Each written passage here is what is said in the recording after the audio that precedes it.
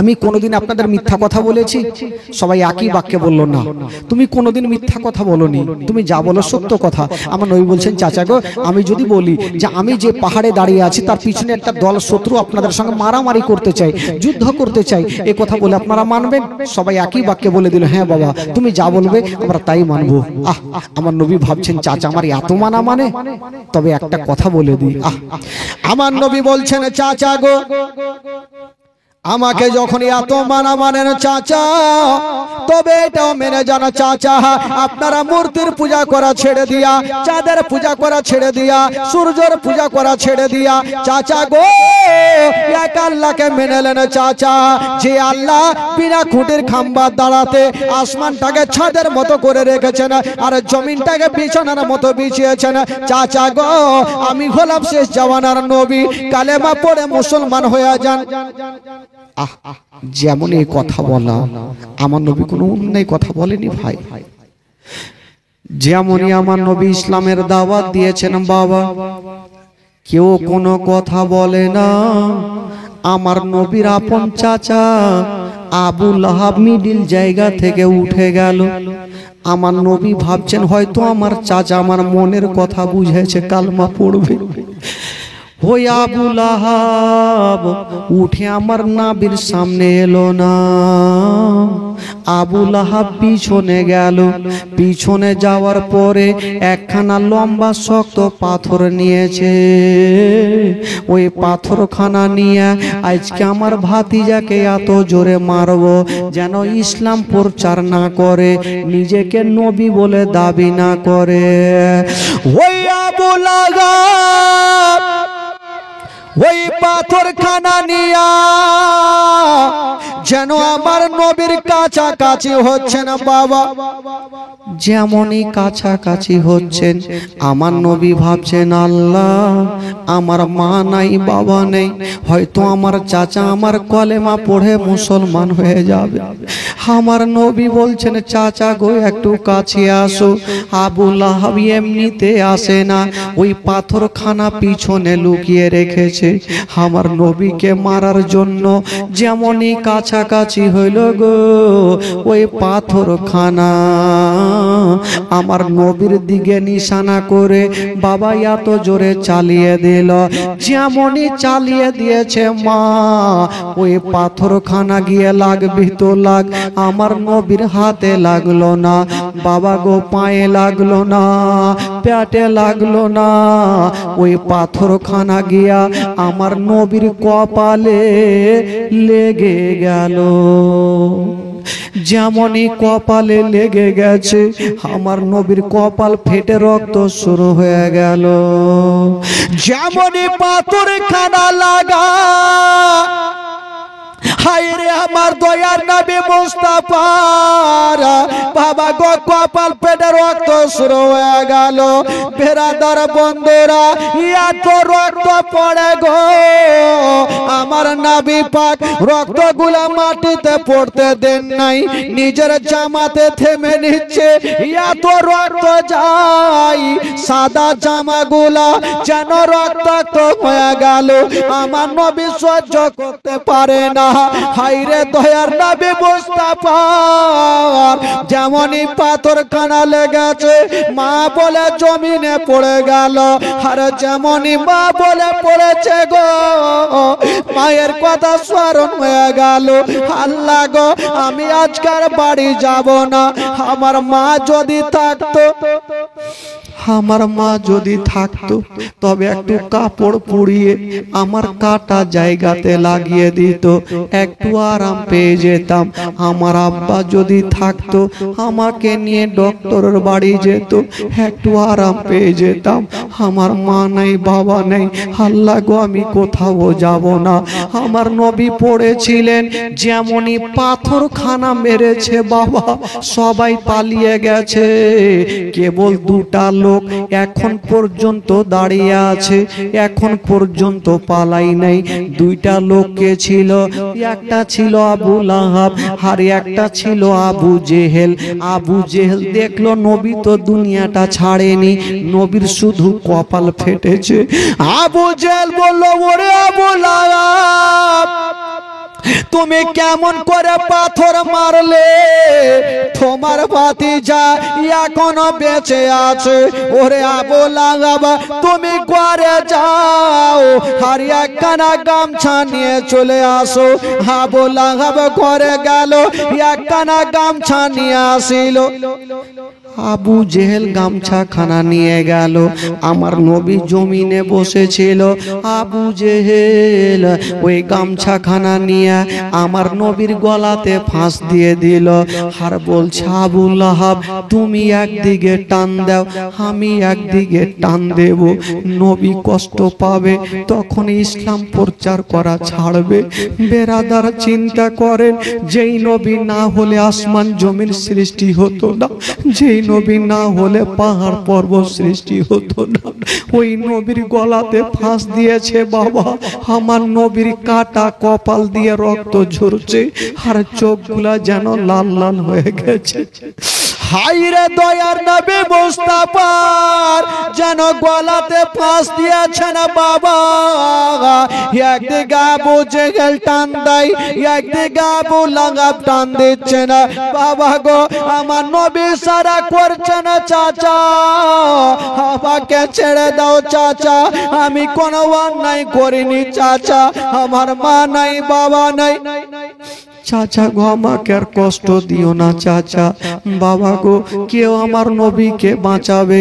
দূর থেকে আবু বকর সিদ্দিক, যে সর্বপ্রথম কালেমা পড়েছেন, আবু বকর দৌড়িয়ে আসিল, দুইজনকে দুই দিকে ছুটালো। আবু বকর এসে আমার নবীকে টেনে বুকে লাগিয়েছেন। আমার নবী বলছেন, কে আছো গো, আমাকে কে বুকে লাগালে? আবু বকর কাঁদতে কাঁদতে বলছেন, ইয়া রাসূলুল্লাহ, আমি আপনার কালমা পড়নেওয়ালা আবু বকর, আমি আপনাকে বুকখানে লাগিয়েছি। আমার নবী বলছেন, আবু বকর রে, আজকে তুমি বুকে লাগিয়েছো, আমার আব্বা থাকলে আব্বা আমাকে বুকে জড়িয়ে ধরতো। ওরে আবু বকর, আমার কপাল দিয়ে রক্ত পড়ছে, একটু হাতখানা দিয়ে দাও। আবু বকর সিদ্দিক হাতখানা দিয়েছে, বেশ কিছুক্ষণ পর হাত টানছে, কাটা মুরগির মতো টস টস করে রক্ত পড়ছে। আবু বকর বলছেন, ইয়া রাসূলুল্লাহ, আমি আর সহ্য করতে পারি না নবী গো। আমার নবী বলছেন, আবু বকর রে, আমি আর থাকতে পারি না বাবা গো। আবু বকর আবার চেপে আছেন, বেশ কিছুক্ষণ চেপে থাকলেন, রক্ত কোনো মতে বন্ধ হয়েছে। ওরে যুবকেরা, আজকাল আমি মাওলানা তাফাজ্জল, কেউ যদি আমাকে কষ্ট দেয় তার জন্য বাদ দোয়া করে দেব, তার জন্য খারাপ দোয়া করে দেব, কিন্তু আমার নবী হচ্ছে রাহমাতাল লিল আলামিন। আমার নবী বলছেন, আবু বকর কেউ আমাকে কষ্ট দেয়নি, আমার চাচা আমাকে কষ্ট দিয়েছে। আবু বকর রে, আমার চাচাকে চাচা বলে ক্ষমা করে দিলাম। আমার নবী বলছেন, আল্লাহ গো, আমার চাচা আমাকে কষ্ট দিয়েছে, আমার চাচাকে চাচা বলে ক্ষমা করে দিলাম। আমার আল্লাহ বলছেন, এ আমার হাবিবি, আমার দোস্ত, তোমার চাচা হতে পারে, আমি আল্লাহ সহ্য করব না। আল্লাহ বলছেন, বান্দা বান্দিরে, যদি তোমরা বদলামি করবে আমার সাথে করো, আমার নবীর সাথে করলে আমি আল্লাহ সহ্য করব না। আল্লাহ বলে, ওরে আবু লাহাব, যেই হাত দিয়া তুই আমার নবীকে কষ্ট দিয়েছিস, সেই হাত দিয়া তুই আমার নবীকে আঘাত করেছিস, তোর হাত দুইখানা ধ্বংস হয়ে যাবে, তোর মাল সম্পত্তি টাকা পয়সা সব ধ্বংস হয়ে যাবে। সেই সময়তে একটা সূরা নাজিল হয়েছিল, যারা 5 ওয়াক্ত নামাজ পড়ে অনেকেরই মুখস্থ আছে বাবা, 30 পারা সূরা, তাব্বাত ইয়াদা আবি লাহাবি ওয়া তাব্বা মা আগনা আনহু মালুহু ওয়া মা কাসাবা। ইয়ার বাংলা মানে হলো, ওরে আবু লাহাব, যেই হাত দিয়ে তুই আমার নবীকে কষ্ট দিয়েছিস, যেই হাত দিয়ে তুই আমার নবীকে পাথর মেরেছিস, তোর হাত দুইখানা ধ্বংস হয়ে যাবে, তোর মাল সম্পত্তি টাকা পয়সা সব ধ্বংস হয়ে যাবে, কিছুই কাজে আসবে না। বাবা গো, এই কথা বলে দিয়া আমার নবী তো চলে গেলেন। তবে বেরাদার বন্ধুরা, এই কথাটা আবু লাহাব শুনতে পেল, নিজের বিবিকে গিয়ে বলতে লাগলো, ওরে আমার বিবি রে, কি করা যাবে বিবি বলো। বিবি বলতে লাগলো, স্বামী গো, চিন্তা নাই। আবু লাহাবের বিবির নাম ছিল জামিলা। ওই জামিলা ভাবলো যে আমার ভাতিজার আল্লাহ নাকি বলেছে যে আমার স্বামীর হাত দুইখানা গলে যাবে না, আমার ভাতিজাকে জিন্দা রাখবো না। ওই জামিলা একখানা পাথর নিয়েছে ভাই, আর আঁচলের মধ্যে বেঁধে নিয়েছেন, আর বলছেন আবু লাহাবকে, স্বামী গো আপনি তো পারলেন আমার ভাতিজাকে মারতে, এবার আমি মারবো আমার ভাতিজাকে। দেখেন বেরাদার, ওই জামিলা পাথরখানা নিয়ে বাবা নবীর বাড়িতে গেল। নবীকে বাড়িতে পাওয়া গেল না, কোথায় ছিলেন?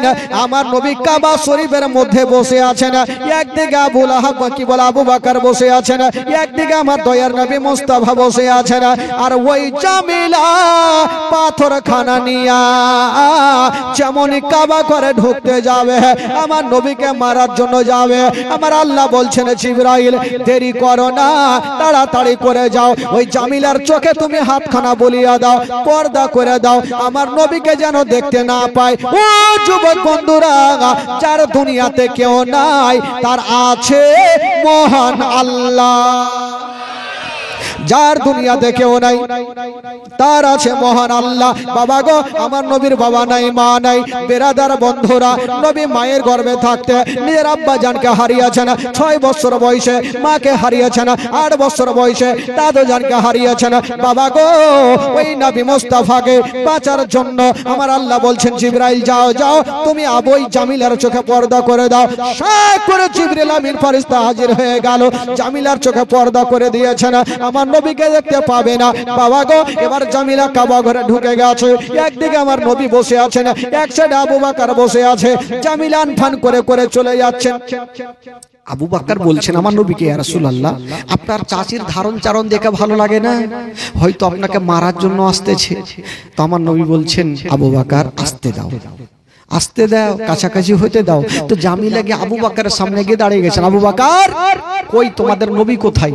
আবু বকর চিন্তা করছেন, মাথায় হাত দিয়ে, আল্লাহ আমার পার্শ্বে নবী বসে আছে, আর এই পাগলি কি কানি হয়ে গেছে নাকি? বলছে নবী কোথায়? তো আবু বকর বলছে আমার নবীর সঙ্গে তোমার কিসের দরকার? পাথরখানা বের করলো, যে পাথরখানা এনেছি আমার ভাতিজাকে জিন্দা রাখবো না। আবু বকর বলছে আমার নবীকে তুমি দেখতে পাবে না, চলে যাও। পাথরখানা ফেলে দিয়ে চলে গেল। আবু বকর বলছেন ইয়া রাসূলুল্লাহ কি ব্যাপার, আপনার চাচি কি কানি হয়ে গেছে, আপনাকে কেন দেখতে পেল না?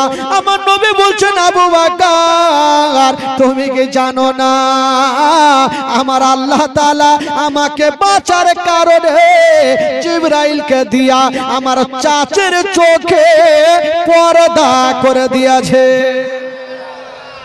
এই জন্য আমাকে দেখতে পেল না। বাবা গো চলে আসলো। এবার আসতে নেই আবু লাহাব এবার কি করলো জানেন? কিতাবে লিখছেন ভাই আমার নবীর দুটা বেটির সঙ্গে আবু লাহাবের দুটা বেটার বিয়ে হয়েছিল। তো বিয়ে যখন হইলো তো আবু লাহাব দুটা বেটাকে ডাকলো, উতবা উতাইবাকে, ও বেটারা শুন। আসলো, আরে বেটা আমার মারা যাওয়ার পরে জায়গা জমির ভাগ কেটা লিবে? তো বেটাগুলো বললো কে লিবে? আমরা লিব। বলছে দেখ আমি যেটা বলবো তাহলে শুনতে হবে। বলে হ্যাঁ শুনবো। বলে এক কাজ কর, তোদের দুটা বউকে ভাটাভাট এক্ষুনি তালাক দিয়ে দে, মানে নবীর বেটিকে তোরা তালাক দিয়ে দে। তো দোনো বেটা ভাবছে এত সুন্দর বিবি আর তালাক দিব, বাপের অর্ডার হয়েছে দিতে হবে। তো একটা বেটা যেইভাবে তালাক দিতে হয় সেভাবে দিলেন, আর একটা বেটা আমার নবীর নাম ধরে গালি দিয়ে তালাক দিলেন। দুটা বেটি কাঁদতে কাঁদতে আমার নবীর কাছে হাজির। আমার নবী বলছেন মা তোমরা কাঁদছো কেন? বলছেন আব্বা গো আপনার জামাইয়ের সঙ্গে কিসের শত্রুতা হয়েছে জানি না, তালাক দিয়ে দিয়েছে। আমার নবী বলছেন বেটি রে তোমরা চিন্তা করো না, আমি এখনো বেঁচে আছি, আবার তোমাদের কোন জায়গাতে বিয়ে দেব। বাবা গো দুনো বেটিকে বুকখানে লাগায়া সান্ত্বনার মহলম লাগাচ্ছেন। বাবা থাকে থাকে দিন যায় সময় কাটে। আমার নবী লক্ষ্য করে দেখছেন একটা বেটি খুশি খুশি দিন কাটাচ্ছেন, আর একটা বেটির চোখের পানি শুকায় না। নবী দেখছেন একটা বেটি খুশি খুশি দিন কাটাচ্ছেন, কিন্তু একটা বেটির চোখ দিয়ে সব সময় পানি ঝরছে। ডাকলেন হারে মা তোমাকে তালাক দিয়েছে তার জন্য কি তুমি কাঁদছো? বলছেন আব্বা সেটার জন্য আমি কান্দি না, তবে কেন কাঁদছো মা?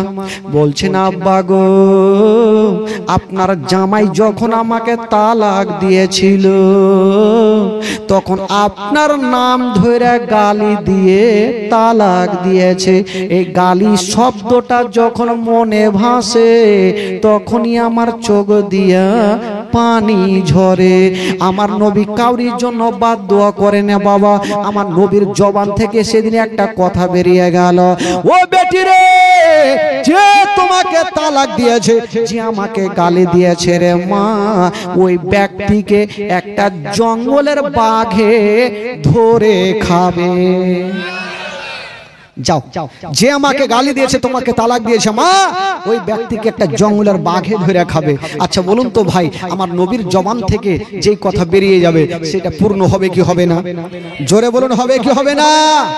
দুনিয়ার কথা মিথ্যা হবে, আমার নবীর কথা মিথ্যা হবে না। নবীর জবান থেকে বেরিয়ে গেল, যে আমাকে গালি দিয়েছে, তোমাকে তালাক দিয়েছে, তাকে জঙ্গলের বাঘে ধরে খাবে। আর এই কথাটা আবার পৌঁছে গেল আবু লাহাবের কানে। আবু লাহাব বুঝে গেল যে আমার ভাতিজা যেটা বলে সেটা হয়ে যায়, আমার বেটাকে বাঘে খাবে না, আমিও মরণের সঙ্গে পাঞ্জা লড়বো, আমার বেটাকে বাঘকে খাইতে দিব না। কি করে খাই দেখছি। তো আবু লাহাব নিজের বেটাকে কোনো জায়গাতে পাঠাই না, তো কতদিন আলমারিতে ভরে রাখবি, কতদিন তুই আর রাখবি? বেশ কিছুদিন পর আবু লাহাবের বেটার বন্ধুগুলা ব্যবসাতে যাচ্ছে, তো আবু লাহাবের বেটাকে বলছে, ভাই চলো তুমি আমাদের সঙ্গে চলো। বলে চলো তাহলে। তো আবু লাহাবের ওই বেটাটাকে নিয়ে যাচ্ছেন। আবু লাহাব বলছেন, ওরে আমার ছেলের বন্ধুরা, একটা কথা শুনে যাও, আমার ভাতিজার কথা মিথ্যা হয় না, তবে তোমরা দায়িত্ব করে নিয়ে যাও, জঙ্গলে সব সময় কাছে থাকবে, আমার বেটাকে একাই রাখবে না। যদি জঙ্গল থেকে বাঘ তোমরা দেখো, বাঘগুলাকে মেরে তাড়িয়ে দিও, আমার বাঘকে ক্ষতি করতে দিও না, আমার বেটার ক্ষতি হতে দিও না। বন্ধুগুলা বলছে না, চাচা আপনি চিন্তা করবেন না চাচা, আমরা সব সময় সাথে থাকবো, আমার বন্ধুর আমরা কোনো ক্ষতি হতে দিব না। বাবা গো, এই কথা বলে দিয়া আবু লাহাবের বেটাকে নিয়ে চলে যাচ্ছে না, একটা বিশাল বড় জঙ্গলে পৌঁছে গেল। যেমনই পৌঁছে গেল, লোকজন বলছেন, ও গো আমার বন্ধু, এক কাজ করো, আমরা রাতের বেলাতে গাছের তলে আরাম করে নি, সকাল হবে তখন রওনা দিয়ে দেব। সবাই গাছের তলাতে আরাম করছেন। আবু লাহাবের বেটার বন্ধুরা চিন্তা করলো যে আবু লাহাব বলেছে যে আমার বেটাকে বাঘে খাবে না, কি করে খাবে দেখবো, যদি এখানে ফেলে রাখি গাছের তলাতে বাঘ চলে আসবে, ধরে নিবে, কি করা যাবে? তো যতগুলা মাল ছিল সমস্ত মালগুলাকে একই জায়গাতে তারা উঁচা করলো, এই করে থাক করতে করতে করতে করতে অনেকটা উঁচা করেছে। আর আবু লাহাবের বেটাকে বলছে, তুই হুলমানের মতন চড়েলে উপরে। ও বাবা লাফ মারলো আর উপরে চেপে গেল, ঘুমিয়ে আছে। আর বন্ধুগুলা বলছে, বাঘ যদিও আসে জিন্দেগি তার আবু লাহাবের বেটাকে পাবে না। ঠিক ঘুমিয়ে গেছে, সবাইকে ঘুমটা চলে এসেছে। বাবা যেমনই ঘুমিয়ে গেছে, আমার আল্লাহ বলছেন, ওরে বাঘরে, তোমার মনের আশাকে তুমি পূরণ করে দাও, ও বাঘরে তাড়াতাড়ি করে যাও, তোমার আশাটা পূরণ করে দাও। এবার জঙ্গলের বাঘ দেরি করলো না, ফাঁসাদ মারতে মারতে পৌঁছে গেল। বাবা গো, যারা যারা শুয়েছিল প্রত্যেকের কাছে নাক লাগাইয়া শুনতে আরম্ভ করেছেন। বাঘকে জিজ্ঞাসা করলো, বাঘরে তুই কোন কলেজে পড়েছিস, তুই কোন স্কুলে পড়েছিস যে চোরকে নাক দিয়ে সিংহে ধরেছিস? বাঘ তখন বলেছিল যে নবীর বেটিকে তালাক দেয়, নবীকে গালি দেয়, তার মুখখানা খব্বিশের মতো গন্ধ করবে, এই জন্য আমি মুখ দিয়ে না নাক দিয়ে সঙ্গে সঙ্গে চোরকে ধরতেছি, নাক দিকে সঙ্গে সঙ্গে চোরকে ধরতেছিলাম। বাবা গো, এবার যারা যারা শুয়েছিল প্রত্যেকের কাছে বাঘ নাক লাগায়া শুনল, আসামি পাওয়া যায় না। আসামি তো নাই, সবাই তো ভালো। বাঘ চিন্তা করছে, লাভ আবু লাহাবের বেটা গেল তো গেল কুণ্ঠে, দেখছে মাল থাক করে অনেক আছে, ই ভাবলো বেটা উপরে আছে, উপরে যাই। বাঘ বাবা একটা লাফ মারলো, যেমনই লাফ দিয়েছে না বাবা গো ওপরে পৌঁছে গেল। আরে যেমনই বাবা গো নাক লাগিয়েছে, আসামি পেয়ে গেছে। বাঘ দিয়েছে একটা পা, মুখ কি বলে বুকের ওপরে, যেমনই পা দিয়েছে আবু লাহাবের বেটা চোখটা খুলে, বাপরে আপনি চিন্তা করেন ঘুমিয়ে থাকেন আর হঠাৎ করে চোখ খুলে যদি বাঘের নাক মুখ দাঁত দেখেন তো কি হবে অবস্থা বুঝেন ভাই। আবু লাহাবের বেটা একদম মা চিন্তা করছে, বাপরে ব্যাপার খারাপ। বাঘ বলল আরে আবু লাহাবের বেটা এবার মরার জন্য তৈরি হয়ে যাও। আবু লাহাবের বেটা বলছেন ওরে বাঘরে আমাকে ছেড়ে দাও। বাঘ বলল তোকে আমি ছাড়বো না। বাবা গো তুই নবীর বেটিকে তালাক দিয়েছিস, নবীকে গালি দিয়েছিস, তুই মরার জন্য তৈরি হয়ে যাও। ও যুবক বন্ধুরা, ওই বাঘ বাবা গো বুকটাকে চিরে দিয়া কলেজাকে টান মেরে বাহির করে জমিনে ফেলে দিয়েছেন। বাঘ রক্ত মাংস খাচ্ছেন না, বাঘ চলে যাচ্ছেন আর পিছনে ঘুরে ঘুরে বলছে ওরে আবু লাহাবের বেটা শোন শোন, আমি বাঘ তোকে একটা কথা বলে দিই, এই বাঘ যদি কাল কিয়ামত পর্যন্ত না খায়া থাকে, অনাহারে থাকে, তবু তোর মতো দুশ্মনের রক্ত মাংস এই বাঘ খাবে না। জোরে বলুন। কাল কিয়ামত পর্যন্ত যদি না খেয়ে থাকে তাও রাজি, তোর মতো দুশ্মনের রক্ত মাংস এই বাঘ খাবে না। বাবা গো আবু লাহাবের বেটাকে খতম করে বাঘ চলে গেল নিজের কাজে। এবার লোকজন ভাবলো যে সকাল তো হইলো, নামাম বন্ধুকে যেমনই নামাচ্ছে আর বাবা বেঁচে নেয়। বেরাদার বন্ধুগণ, যেই শিকারনি ওই শিভারনি, দুনিয়ার কথা মিথ্যা হবে, আমার নবীর কথা মিথ্যা হবে না। আমরা যে কথাগুলো বলি সেগুলো হয় কথা, আর আমার নবী যে কথাগুলো বলে সেগুলো হয় হাদিস শরীফ। আর ওই হাদিসকে আমরা ফলো করে চলি। বেরাদার বন্ধুগণ বাবাজি একবার দরুদ পাক পড়ুন, জোরে সোরে পড়ুন আল্লাহুম্মা সাল্লি আলা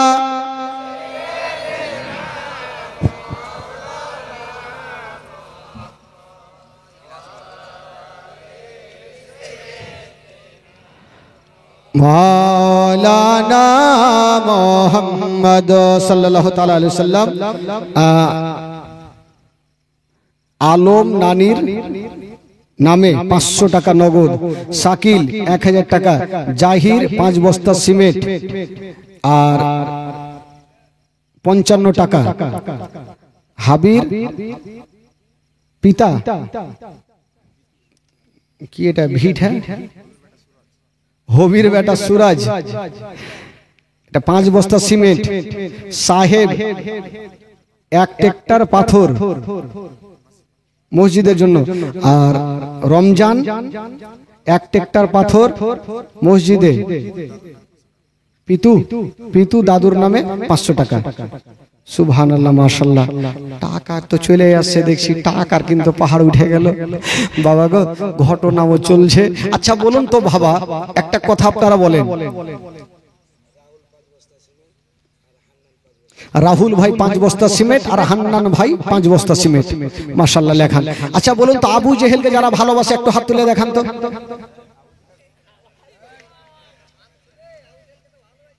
আগে মা আগে আবু জেহেলের লোক আছে।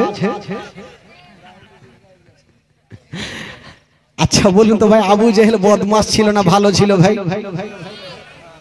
কি ছিল বলুন, ভালো না বদমাস? বদমাস ছিল। আবু জেহেল কুত্তার দুম জীবনে সোজা হয় দেখেছেন? কুত্তার দুম সোজা হবে, কুত্তার দুম বলে না, কি বলে এটাকে? কি বলে? লেদ। বাপের কালে শুনিনি লেদ। তো কুত্তার লেজ কখনো সোজা হয়নি। একটা মাওলানা সাহেব বলছে যে কুত্তার দুমকে সোজা করবে 10,000 টাকা। একটা লোক ভাবলো ধুর, কুত্তার দুমকে সোজা করা কোনো বড় ব্যাপার হলো নাকি?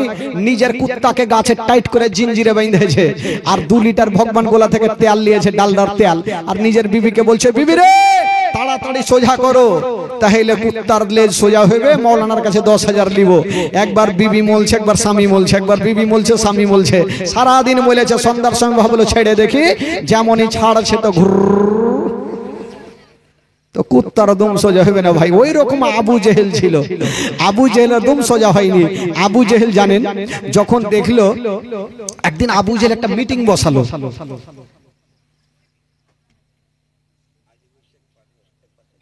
কি নাম? আজিবুল শেখ। আজিবুর শেখ, সুবহানাল্লাহ। আজিবুর শেখ 5,000 টাকার দাতা। ও জীবনী করেছে ওই নাকি? সুবহানাল্লাহ। 4টা ভাই জীবনী করেছে, তার মধ্যে আজিবুর ভাই আমার 5,000 টাকা দান করেছেন। আল্লাহ পাক তার দানকে কবুল করুন, মনের বাসনাকে আল্লাহ পূর্ণ করুন। তবে দেখেন দান চলে আসছে, তবে একটু ঘটনা শুনুন, আবু জেহেলের ঘটনা। ছেড়ে দেবো নাকি ভাই? আপনারা বিরক্ত হচ্ছেন নাকি? কেন বাড়ি যাওয়ার মন নেই, খিচুড়ি খাওয়ার মন নেই? আরে খিচুড়ি ঠান্ডা হয়ে যাবে গো, হোক গা নাকি? আচ্ছা গরম করে খাবেন, চিন্তা নেই, কিন্তু খাইতে হবে। আবু জেহেল একদিন মিটিং বসালো যে নবীকে কি করে মারা যাবে। তো আলোচনা হইলো এক কাজ করো, রাতারাতি একটা বিশাল বড় কুয়া খুদো। কুয়া বুঝলেন তো? কুয়া কি বলে ওটাকে? ইনারা কেউ বলে কুয়া। তো বিশাল বড় একটা কুয়া খুদা হবে, আর ওই কুয়াতে নবীকে ফেলে দিব, ধুলা বালি পাথর দিয়ে বন্ধ করে দিব, না থাকবে বাঁশ, না বাজবে বলে দেন খিচুড়ি বাঁশুরি। ভালো করে বলেন না ভাই। তো আবু জেহেল রাতারাতি একটা বিশাল বড় কুয়া খুঁজেছেন ভাই নবীকে ফেলার জন্য। তুই যতই কর, তোর কুয়াতে তুই পড়বি রে বেটা। হ্যাঁ, কুয়া তো খুঁজেছে রাতারাতি, বিশাল বড় কুয়া। আর বুঝলেন, এই দিকে নবীর বাড়ি, আর এইখানে কুয়া খুঁজেছে, আর কুয়ার উপরে ইনারার উপরে হালকা পাতলা করে এই যে পুয়াল বা কিছু দিয়েছে, মানুষের ভার না নিতে পারে। কুয়াটা ওইখানে আর এইখানে ভালো করে বিছানা করেছে। গরমের দিনে 5-7 ঘন্টা ল্যাপ গায়ে দিয়ে ঘুমিয়েছে। ল্যাপ বলে না, কি বলছে না ওটাকে? ল্যাপি তো বলে। ল্যাপ গায়ে ঘুমিয়েছে। আচ্ছা বলুন তো, গরমের দিনে যদি 5-7 ঘন্টা কেউ ল্যাপ গায়ে দেয় তো ওর ব্রেন ঠিক থাকবে ভাই? ও ঘুমিয়েছে, আর দুটা লোককে বলছে যা তোরা নবীকে ডাকবি, আর বলবি যে তোমার চাচা অসুস্থ হয়ে গেছে, তাই কলমা পড়ার জন্য ডাকছে। দেখেন কত বাহান। তো আবু জেহেল জানে যে কলমার কথা বললে কিন্তু ভাতিজা আসবে, আর আমার কাছে পৌঁছাবার আগেই কুয়াতে পড়ে যাবে। আর যখনই পড়বে, সাইবুর শেখ 5005 টাকা। ও উনিও জীবনী কয়জনা করাইছে? কয়জন? 4 জনা করাইছে। নাম লাহি 10 জনের কইছি, 4 জনা করাইছে। সাইবুর শেখ উনি 5500 টাকা দিয়েছেন। সুবহানাল্লাহ, মাশাআল্লাহ। উনি একজন জীবনের সদস্য, উনিও করাছেন। 4 জন মিলে, তার মধ্যে একজন সাইবুর ভাই আমার। কি নামে? ও এটা দয়াল, ভালো রে দয়াল আলী ভাই। 50 বস্তা সিমেন্ট আল্লাহর ঘর মসজিদে। সুবহানাল্লাহ, মাশাআল্লাহ। তাড়াতাড়ি আসে, তাড়াতাড়ি আসে। বাইতুল 10 বস্তা সিমেন্ট, বাইতুল 10 বস্তা সিমেন্ট। সুবহানাল্লাহ, মাশাআল্লাহ। দিয়েছে নাকি কেউ? হ্যাঁ, এখনই করে দিচ্ছি। এই ঘটনাটা বলে দিই, তারপরে দোয়াটা করছি। তো আবু জেহেল ভাবছে যে নবীকে যখন কলমার কথা বলবে তো আমার কাছে আসবে, আর আমার কাছে পৌঁছাবার আগেই থাকবে কুয়া। কুয়াতে নবী পড়ে যাবে, আর ধুলা বালি ফেলে দিয়ে কুয়াটাকে বন্ধ করে দেবো। দেখেন বুদ্ধি কত খাটিয়েছে। আর দুটা লোককে বললো তাড়াতাড়ি করে যা। ওই দুইটা লোক গিয়ে আমার নবীর সামনে দাঁড়িয়ে গেছেন, বলছেন ওগে আলামিন, আপনার চাচা অসুস্থ হয়ে গেছে, তাই মরণের আগে আপনার হাতে কলেমা শরীফ পড়ার জন্য তাড়াতাড়ি আপনাকে ডাকতেছে। ও যুবক বন্ধুরা, আমার নবী বলছে ঠিক আছে তোমরা যাও। ওই দুইটা লোক চলে আসছে না বাবা। যেমনই আমার নবী বের হবে না, আমার আল্লাহ বলছেন জিবরাইল দেরি করো না, তাড়াতাড়ি করে যাও, আমার নবীকে জানিয়ে দাও আসলে আবু জেহেল অসুস্থ হয় নাই, আমার নবীকে কুয়াতে ফেলার জন্য ডাকতেছে। তুমি যাও, আমার নবীকে নিষেধ করে দাও। ও যুবক বন্ধুরা, সা করে জিবরিল আমিন ফেরেশতা হাজির হয়ে গেল। আমার নবীকে সালাম জানিয়ে দিলেন, আসসালাতু ওয়াসসালামু আলাইকা ইয়া রাসূলুল্লাহ, আসসালাতু ওয়াসসালামু আলাইকা ইয়া হাবিবাল্লাহ। নবী বলে জিবরাইল ভাই কি খবর বলো? বলছেন নবী গো, আপনি যাবেন না, আসলে আপনার চাচা অসুস্থ হয় নাই, আপনাকে কুয়াতে ফেলার জন্য ডাকতেছে, আপনি যাবেন না। বেরাদার বন্ধুরা, আমার নবী গেলেন না, আমার নবী গেলেন না। তবে যে দুইটা লোক ডাকতেছিল, এরা দুইটা লোকে আবু জেহেলকে খবর দিচ্ছে যে হুজুর আমরা তো ডেকে আসলাম, হয়তো নবী আসছে। তো আবু জেহেল সবাইকে ডাকছে তাড়াতাড়ি কাছে, তাড়াতাড়ি আয়। সবাই চলে আসলো, একদম সবারই হাতে বড় বড় পাথর চলে আসলো। কি বলো? আবু জেহেল বলছে দেখ, তোরা অন্ধকারে কানটাকে খাড়া করে রাখবি, আর যখন দেখবি কুয়াতে ধাপাং করে শব্দ শুনতে পাবি, তখন তোরা বুঝে যাবি নবী পড়ে গেছে, লাগবি পাথর মারতে। আর শুন, যখন তোরা পাথর মারবি তো বাঁচার জন্য বলতে পারে আমি তোমাদের মালিক আছি। মালিক বলে আরো মারবি। লোকজন বলে আগে ধাপাং করে শব্দ তো আসুক, তারপর দেখছি। বেরাদার এই বলে আবু জেহেল বলল যে ঠিক আছে তোরা যা। এবার লোকজন চতুর্দিকে লুকিয়ে আছে, অন্ধকারে কানটা খাড়া করে দেখা আছে, কি বলে যে কানটা খাড়া করে আছে যে কখন ধাপাং করে শব্দ আসবে। আর যেমনই বেরাদার কানটা খাড়া করেছিল, আবু জেহেল যে বিছানাতে শুয়েছিল, গরমের দিনে 5-7 ঘন্টা ল্যাব গায়ে দিয়ে বেরেন কাজ করলো না, রাগের মাথায় উঠে বলছে হারে তোরা কি নবীকে ডাকিস নি?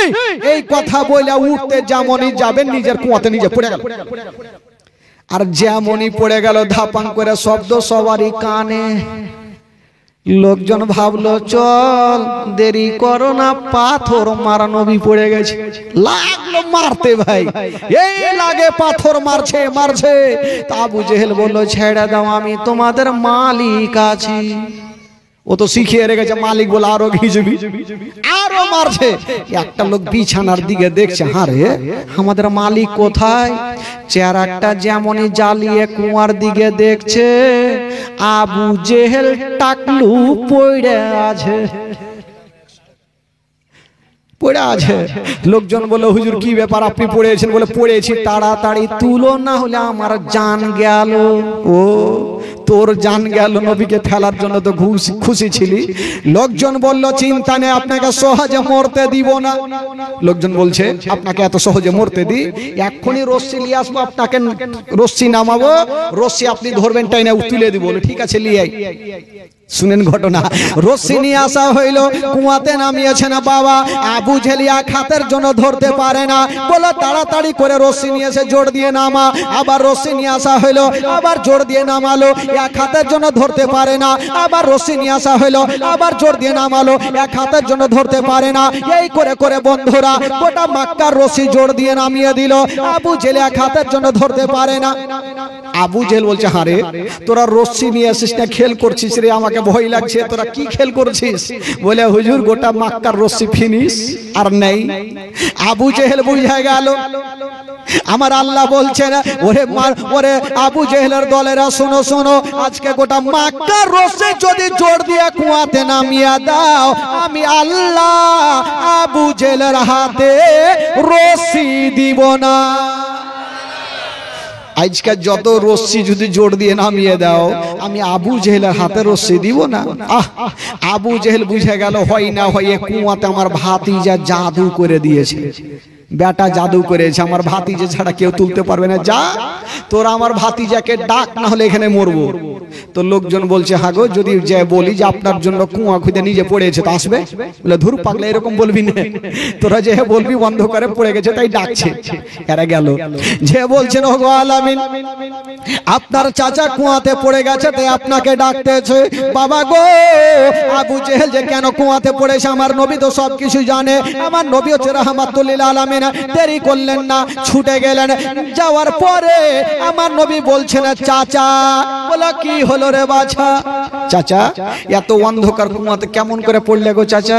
বলে ভাতিজা পরে বলবো, আগে তুলো না হলে আমার জান গেল। বলে চাচা তোমাকে তুলতে পারি, একটা শর্ত আছে। তা আবু জেহেল ভাবলো টাকা চাই পয়সা চাই ধন দৌলত যা চাই দিয়ে দেবো, যাতে কলমা পড়তে না বলে, না হলে মুশকিলে পড়ে যাবো। বলে ভাতিজা শর্ত কি আছে বলো? বলছে চাচা গো তোমাকে তুলতে পারি যদি আপনি আমার মধু মাখা কলমা শরীফ পড়েলেন। জোরে বলুন সুবহানাল্লাহ। আবু জেহেল ভাবলো যেটা ভয় করছিলাম সেটাই হইলো। এখন যদি বলি পড়বো না তো বলবে চাচা তোকে তুলবো না। আর ভাতিজা যদি না তুলে তাহলে পৃথিবীর কেউ তুলতে পারবে না। তো আবু জেহেল একটু চালাক লোক, তো বলছে ভাতিজা রে এত অন্ধকার কুয়াতে কেমন করে পড়বো? আমি কথা দিলাম আমাকে তুলো কলমা পড়বো। আমার নবী বুঝে গেল কুত্তার দুম সোজা হবে না, একে তুইলেই দিন হলে ওইঠে জান যাবে। আমার নবী বলছেন চাচা গো এবার তাড়াতাড়ি দেরি করিও না চাচা, আর রশ্মি লাগবে না, হাতখানা বাড়িয়ে দাও চাচা। আবু জেহেল বলছে হাত বাড়াও। গোটা মক্কার রশ্মি নিয়ে এসে জোর দিয়ে তুলতে পারে না। আর ভাতিজা বলছে হাত বাড়াও। ফের বেটা জাদু করছে লাগছে, ফুইটা বলছে না, বললে তোকে তুলবেই না। আবু জেহেল বলছে হাত বাড়া, তার মানে ভাতিজা জাদু করছে, আগে উঠে তো যাই তারপরে দেখা যাবে। আমার নবী বলছেন চাচা গো হাতখানা বাড়িয়ে লাও চাচা। আবু জেহেল হাতখানা বাড়িয়েছে, আমার নবী মুস্তাফা কুয়াতে হাতখানা দিয়েছেন, আমার আল্লাহ তাআলা আমার নবীর হাতকে লম্বা করে দিয়েছেন। আবু জেহেলের হাতখানা ধরে বাবা টান দিয়ে আছাড় মেরে জমিনে ফেলে দিয়েছেন। বন্ধুরা আমার নবী তো চলে যাবে, একবার বলে দেখি। বলছেন চাচা, বলে কি হলো বাছা? চাচা চলে তো যাবো চাচা, কলমা পড়ে লাও। বলছে ভাতিজা পড়তাম কিন্তু আর পড়া হইবে না। কেন গো চাচা তুই কি ভুল করলাম? বলে না ভাতিজা আজকে একটা শিক্ষা হইল। আমি জানতাম তোমার জাদু দুনিয়াতে চলে, সেটা জানতাম, আজকে ও বুঝে গেলাম তোমার জাদু অন্ধকার ইনারাতেও চলে। ওই তো বাবা কুত্তার দুম সোজা হইবে না। আমার নবী বুঝে গেল ই পড়বে না মানে পড়বেই না। বাবা গো এই করে করে আবু জেহেল আমার নবীকে অনেক অত্যাচার করেছেন, অনেক কষ্ট দিয়েছেন, তবু নবী আমার ইসলাম প্রচার করা ছাড়েননি। ইন্নাদ-দীনা ইনদাল্লাহিল ইসলাম, ইসলাম ধর্ম হলো মহান ধর্ম। এই ধর্ম প্রচার করতে গিয়ে আমার নবী কত অসম্মানিত হয়েছেন, কত মার খেয়েছেন, তবু আমার নবী পাক ইসলাম প্রচার করা ছাড়েননি। জোরে বলুন সুবহানাল্লাহ। বেরাদরান ইসলাম বন্ধুগণ বাবাজি, দান করেছে নাকি? হ্যাঁ বলে, আচ্ছা বলে দেন আগে, বলে দে।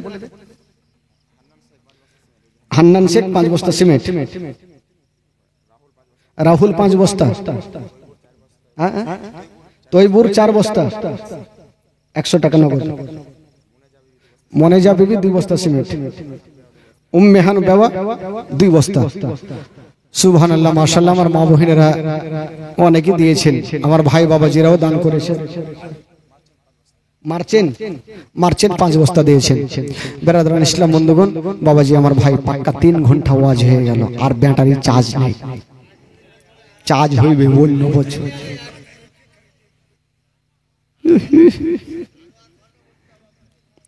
আর বকাই না ভাই, বুঝতেই তো পারছি না, আমাদের প্রোগ্রাম তো ছুটার নাই ভাই।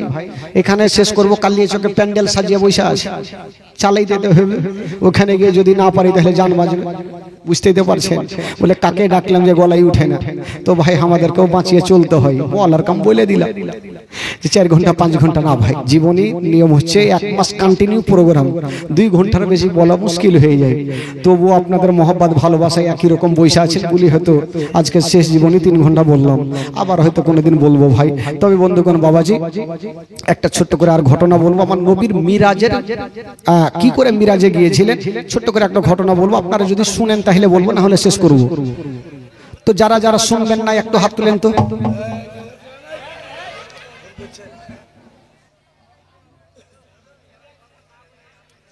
হ্যাঁ বললাম যারা যারা শুনবেন না হাত তুলেন তো। সবাই হাত তুলে দিয়েছে, তার মানে এরা শুনবে না। জালু শেখ 2 বস্তা সিমেন্ট। আচ্ছা যারা যারা শুনবেন একটু হাত তুলেন তো ভাই, যারা শুনবেন মনে করছেন।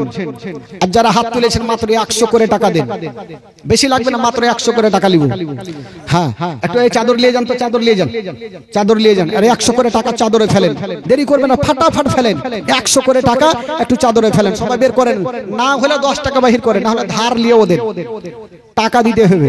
হ্যাঁ সবাই দেন 100 করে টাকা, একটু চটচট করে দেন তো দেখি। আর আমার মা বোনদের তরফে যান, মা বোনেরা 10 টাকা 20 টাকা একটু চাদরে আপনারাও দেন। খালা যা আছে না আপনার কাছে না থাকলে অন্যজনের কাছে ধার নেন, বুবুকে খালাকে নানিকে দাদিকে ধার নিয়ে দেন, কিন্তু টাকা দেন খালা, সবাই দেন। হ্যাঁ সবাই 100 করে টাকা ইনশাআল্লাহ আজিজ তাড়াতাড়ি দিয়ে যান। বেরাদরান ইসলাম বন্ধুগণ বাবাজি, আর একটা ছোট্ট করে ইংরেজি গজল বলবো, তারপরে ইনশাআল্লাহ আজিজ বক্তব্য শুরু করবো। আমি জানি ইংরেজি আপনারা বুঝবেন না, তাও হয়তো বলবো, আপনারা না বুঝেন, বুঝলেও ভালো আর না বুঝলেও ভালো। ইংরেজি জানবেন যে ইংরেজি বলছে। তবে ভাই যারা দিবেন মনে করছেন একটু চটচট করে একটু চাদরে ফেলেন। আর ওইদিকে 2 জন যান, মা বন্ধুর তরফে 2 জন যান, মা বন্ধুর তরফে 2 জন। আরে 1 জন করে ঘুরে না চাদর নিয়ে, 2 জন করে ঘুরলে হবে। 1 জন করে ফাটাফাট ঘুরেলেন, দেরি করিয়েন না, তাড়াতাড়ি ঘুরেন। একবার মহব্বতে বলুন তো সুবহানাল্লাহ, আরো জোরে বলুন সুবহানাল্লাহ। Golden Medina